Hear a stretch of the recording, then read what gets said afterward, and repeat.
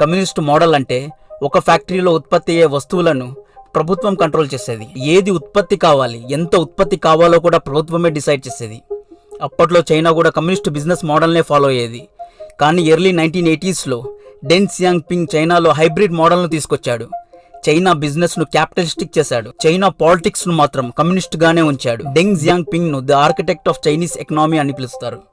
ఇక అప్పట్లో అమెరికాకు తమ యొక్క వస్తువులను మ్యానుఫ్యాక్చరింగ్ చేయడానికి చీప్ లేబర్ కావాలి. చీప్ లేబర్ చైనాలో ఎక్కువగా ఉండడం అండ్ అప్పట్లో చైనాలోని యువత యొక్క శాతం ఎక్కువగా ఉండడం వల్ల చైనా సోవియట్ యూనియన్ వైపు మళ్లకుండా తమ వైపు తిప్పుకొని ఏషియాలో బ్యాలెన్స్ ఆఫ్ పవర్ను మెయింటైన్ చేయడం కోసం అమెరికా చైనాతో బైలాటరల్ ఎకనామిక్ టైస్ను పెంచుకుంది.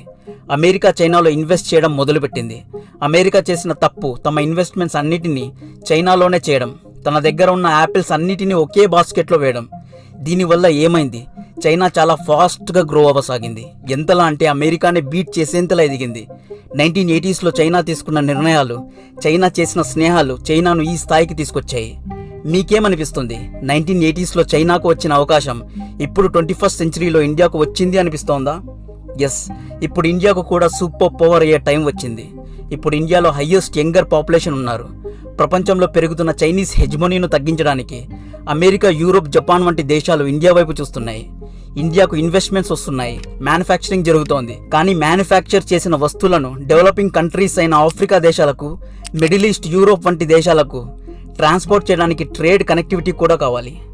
ట్రేడ్ కనెక్టివిటీ అంటే transportation infrastructure, ports, see roots, rails, roads, bridges వంటివి కావాలి. ఎప్పుడైతే కనెక్టివిటీ ఉంటుందో అప్పుడే ట్రేడ్ అంటే వ్యాపారం విస్తరిస్తుంది. ఎక్కువ దేశాలకు మన వస్తువులు చేరుతాయి.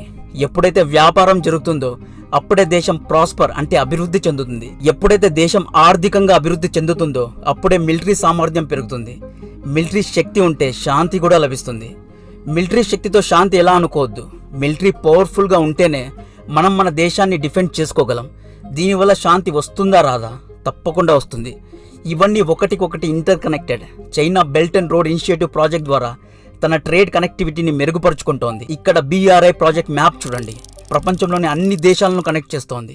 ఒకవేళ BRI ప్రాజెక్టే కనుక పూర్తిగా ఫినిష్ అయితే చైనా ప్రపంచంలోనే శక్తివంతమైన దేశం కావడం ఖాయం. చైనా హెజ్మోనీ రావడం ఖాయం. 1945 తర్వాత అమెరికా సూపర్ పవర్ కావడానికి గల మెయిన్ రీజన్ US డాలర్ హెజ్మనీనే. అప్పట్లో అమెరికా IMF, వరల్డ్ బ్యాంక్ ను స్థాపించింది. డెవలప్మెంట్ వ్యాపారం వల్లే సాధ్యం. వ్యాపారం చేయడానికి లోన్స్ కావాలి. లోన్స్ ఇవ్వడానికి అన్ని దేశాలలో ఒక కామన్ పాయింట్ ఉండాలి. US డాలర్ను కామన్ పాయింట్గా చేద్దాం. లోన్స్ US డాలర్స్లో ఇచ్చి ట్రేడ్ కూడా US డాలర్స్తో చేస్తే అన్ని దేశాలు అభివృద్ధి చెందుతాయి అని అమెరికా అంది. ఈ ఐడియాకు అన్ని దేశాలు ఓకే అన్నాయి. దీని ఫలితం ఇప్పుడు ప్రపంచంలో వ్యాపారం చేయాలంటే US డాలర్తోనే చేయాలి. ఇక్కడ చైనా BRI ప్రాజెక్ట్ ద్వారా ఇన్ఫ్రాస్ట్రక్చర్ను డెవలప్ చేసి ఇన్ఫ్రాస్ట్రక్చర్ సహాయంతో వరల్డ్ హెజ్మోనీ అందుకోవాలని గ్రాండ్ డిజైన్ మాస్టర్ ప్లాన్ వేసింది. BRI ఇన్ఫ్రాస్ట్రక్చర్ ద్వారా చైనా గూడ్స్ ఒక్కటే కాదు, యూరోప్, ఆఫ్రికా దేశాల యొక్క గూడ్స్ కూడా ట్రాన్స్పోర్ట్ అవుతాయి. దీనివల్ల ఏమవుతుంది? కనెక్టివిటీ కోసం వేరే దేశాలు BRI ఇన్ఫ్రాస్ట్రక్చర్ మీద ఆధారపడతారు. BRI ప్రాజెక్ట్కు ఓనర్ చైనానే కాబట్టి చైనా మీద ఆధారపడతారు. ఇక్కడ అన్ని దేశాలకు కామన్ పాయింట్ BRI ప్రాజెక్ట్ అవుతుంది. BRI ప్రాజెక్ట్ ద్వారా China products Africa, middle east, Europe, south east దేశాలకు ఎక్స్పోర్ట్ అవుతాయి. చైనా ఎకనామీ ఈ దేశాల్లో పెనిట్రేట్ అంటే చొచ్చుకుపోతుంది.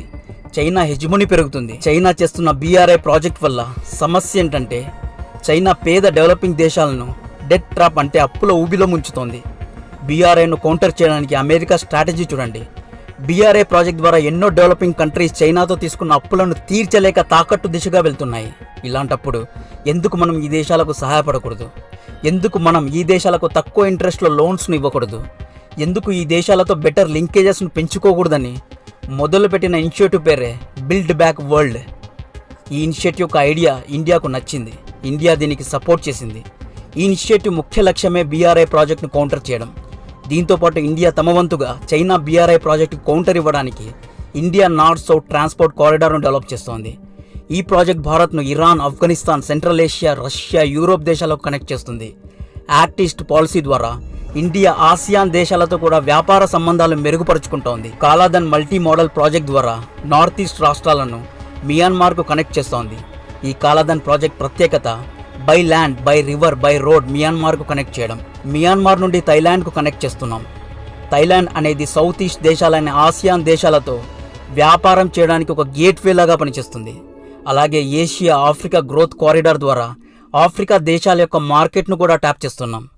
ఇండియన్ లొకేషన్ జియోగ్రఫికలీ కనుక చూస్తే డెవలపింగ్ కంట్రీస్ అయిన ఆఫ్రికా అండ్ ఆసియాన్ దేశాల మధ్యలో ఉంది. సో ఇండియాతో పార్ట్నర్షిప్ పెంచుకోవడం అమెరికా యూరోప్ దేశాలకు ఒక విన్ విన్ సిచ్యువేషన్ లాంటిది. జర్మనీ ఇండియాలో ఇన్వెస్ట్ చేస్తోంది. ఎందుకు ఇన్వెస్ట్ చేస్తోంది? ఇండియా మీద జాలితో లేదా చైనా మీద కోపంతో కాదు. జర్మనీ చైనా మధ్య రిలేషన్స్ చాలా బాగా ఉన్నాయి. అయినా జర్మనీ ఎందుకు ఇండియాలో ఇన్వెస్ట్ చేస్తోంది అంటే ఇండియాలో ఉన్న పొటెన్షియాలిటీను జర్మనీ గ్రహించింది. ప్రస్తుతం ఇండియాలో 36 కోట్ల మంది యువత ఉన్నారు. ఇంకో పక్క చైనా యొక్క పాపులేషన్ ఏజింగ్ అవుతోంది. జర్మనీ ఎనర్జీ కోసం ఫాసిల్ ఫ్యూల్స్ పైన డిపెండెన్సీను తగ్గించాలని చూస్తోంది. ఫాసిల్ ఫ్యూల్స్ అంటే crude oil, natural gas, coal వంటివి. Non fossil fuel renewable energy ఉత్పత్తిలో భారత్ దూసుకుపోతోంది. ఫాసిల్ ఫ్యూల్స్ ద్వారా ఉత్పత్తి అయ్యే ఎనర్జీ వల్ల భూమి యొక్క ఉష్ణోగ్రత రోజు రోజుకు పెరిగిపోతుంది. సో రెన్యూవబుల్ ఎనర్జీ అంటే సోలార్, హైడ్రో పవర్ ద్వారా ఉత్పత్తి అయ్యే ఎనర్జీ వైపు ప్రపంచం చూస్తోంది. అధిక oil and gas, crude oil కోసం వెస్ట్రన్ దేశాలు రష్యా మీద ఆధారపడ్డాయి. ఇప్పుడు జరుగుతున్న యుక్రెయిన్ యుద్ధంలో వెస్ట్రన్ దేశాలు, ముఖ్యంగా యూరోపియన్ దేశాలు పవర్ అండ్ ఎనర్జీ షార్టేజ్ను ఫేస్ చేస్తున్నారు. అంతెందుకు, నేను పనిచేస్తున్న కంపెనీలో మేము తయారు చేసే ప్రోడక్ట్కు కావాల్సిన ప్రాసెసర్ యూరోప్లోని ఒక దేశంలో ఉత్పత్తి అవుతుంది. ఆ ప్రాసెసర్ను మేము ఇండియాకు ఇంపోర్ట్ చేసుకొని ఇక్కడ అసెంబుల్ చేసి మా క్లయింట్స్కు సప్లై చేస్తాం. ఇప్పుడు జరుగుతున్న యుక్రెయిన్ యుద్ధం కారణంగా ఆ కంపెనీకి ఎనర్జీ షార్టేజ్ వచ్చింది. ఎందుకంటే ఆ కంపెనీకు ఎనర్జీ రష్యా నుండి సప్లై అవుతుంది. ఎనర్జీ షార్టేజ్ కారణంగా ఆ కంపెనీ మాకు ప్రాసెసర్ను ఎక్స్పోర్ట్ చేయలేకపోతోంది. యుక్రెయిన్ యుద్ధం వల్ల ఇండియాలో ఉన్న కంపెనీకి ఇంపాక్ట్ పడుతోంది అంటే వరల్డ్ ఎకానమీ అండ్ డిపెండెన్సీ ఎంతలా చొచ్చుకుపోయిందో చూడండి. First and second world war సమయంలో దేశాల యొక్క ఎకానమీ ఇప్పటిలాగా పెనిట్రేట్ కాలేదు. ఒక దేశం ఇంకొక దేశం మీద ఆధారపడలేదు. కాబట్టే వరల్డ్ వార్ జరిగాయి. కానీ ఇప్పుడు యూరోప్లో యుద్ధం జరిగితే ఏషియా ఎఫెక్ట్ అవుతుంది. ఏషియాలో యుద్ధం జరిగితే ఆఫ్రికన్ ఎకానమీ కొలాప్స్ అవుతుంది. So back to renewable energy. India 2030 కంతా 500 గిగావాట్స్ ఎనర్జీని ఉత్పత్తి చేస్తామని ప్రామిస్ చేస్తోంది. జర్మనీ, డెన్మార్క్, యుఎస్, జపాన్ వంటి దేశాలు ఇండియాతో స్నేహం చేయడానికి ఇది కూడా ఇంకొక రీజన్. సో చైనాను బీట్ చేసి సూపర్ పవర్ కావడానికి ఇండియా మేజర్గా 5 స్టెప్స్ తీసుకుంటోంది. ఒకటి, యూరోప్, అమెరికా దేశాలతో సంబంధాలు మెరుగుపరుచుకోవడం. ముఖ్యంగా యూరోప్ దేశాలు నెట్ కన్స్యూమర్ దేశాలు. కన్స్యూమర్ దేశాలంటే ఈ దేశాలు గూడ్స్ అండ్ ప్రొడక్ట్స్ను ఇంపోర్ట్స్ ఎక్కువగా చేసుకునే దేశాలు. కన్స్యూమర్ దేశాలకు కావాల్సింది మ్యానుఫ్యాక్చరర్ అండ్ ఇండియా వారికి ఒక మ్యానుఫ్యాక్చరింగ్ డెస్టినేషన్. ఇండియాకు Europe second largest export destination. Spices, tea, food products, coffee, tobacco, medicines వంటి వస్తువులు ఇండియా పెద్ద మొత్తంలో యూరోప్కి ఎక్స్పోర్ట్ చేస్తుంది. కాబట్టి ఇండియా యూరోప్ యొక్క అలయన్స్ ఇంకా స్ట్రాంగ్గా కావాలి అని ఇండియా కోరుకుంటోంది. ఇండియా చైనా, రష్యాతో ఫ్రెండ్షిప్ చేసి ఎందుకని వారితోనే వ్యాపారం చేసి వెస్టర్న్ హెజ్మనీకు ప్రత్యామ్నాయంగా ఈస్టర్న్ హెజ్మనీ తీసుకురాకూడదు అనే ఆర్గ్యుమెంట్ కూడా నడుస్తోంది. ఇక్కడ సమస్య ఏంటంటే రష్యా, చైనా దేశాలు నెట్ కన్స్యూమర్ దేశాలు కావు. ఈ దేశాల యొక్క ఎకానమీ నడిచేదే ఎక్స్పోర్ట్స్ వల్ల. ఇంపోర్ట్స్ ఎక్కువగా చేసుకొని దేశాలతో ట్రేడ్ చేస్తే ఇండియన్ ఎకానమీ ఎలా పెరుగుతుంది? మోరోవర్ రష్యన్ మార్కెట్లో మనం ఎక్కువగా చొచ్చుకుపోలేము. ఎందుకంటే ఇండియాకు కాంపిటీషన్గా చైనా కూడా ఉంది. కాబట్టి ఇండియా సూపర్ పవర్ కావడానికి తీసుకోవాల్సిన రెండో స్టెప్ సౌత్ ఈస్టర్న్ దేశాలతో ట్రేడ్ అండ్ కనెక్టివిటీని పెంచుకోవడం. అది ఎలాగో ఇండియా చేస్తోంది. Third, south China sea and east China సీలో చైనా డామినెన్స్ను తగ్గించడం. ఇండియా ఆల్రెడీ క్వాడ్ గ్రూప్లో ఉంది. ఇండో పెసిఫిక్ ఓషన్లో కూడా ఇండియా తన ఫుట్ ప్రింట్స్ను దించింది. మూడవది, చైనా బీఆర్ఐ ప్రాజెక్టును దెబ్బ కొట్టడం. చైనా బీఆర్ఐ ప్రాజెక్టును కౌంటర్ చేయడానికి ఇండియా చేస్తున్న స్ట్రాటజీస్ అండ్ యుఎస్ చేస్తున్న స్ట్రాటజీస్ గురించి ఇంతకు ముందే ఎక్స్ప్లెయిన్ చేశా. నాలుగవది, military stability, strong intelligence network. ఇప్పుడు ఇండియన్ ఆర్మీ ప్రపంచంలోనే థర్డ్ లార్జెస్ట్ మిలిటరీ స్పెండర్. అంటే ఇండియా తన యొక్క మిలిటరీను శక్తివంతంగా మారుస్తోంది. నీ దగ్గర డబ్బుండి, స్ట్రాంగ్ అలియన్స్ ఉండి, వీక్ మిలిటరీ ఉంటే నువ్వు సూపర్ పవర్ కాలేవు. ఇండియా మిలిటరీ అప్రోచ్ డిఫెన్స్ నుండి అఫెన్స్ వైపు షిఫ్ట్ అయింది. అజిత్ దోవల్ సర్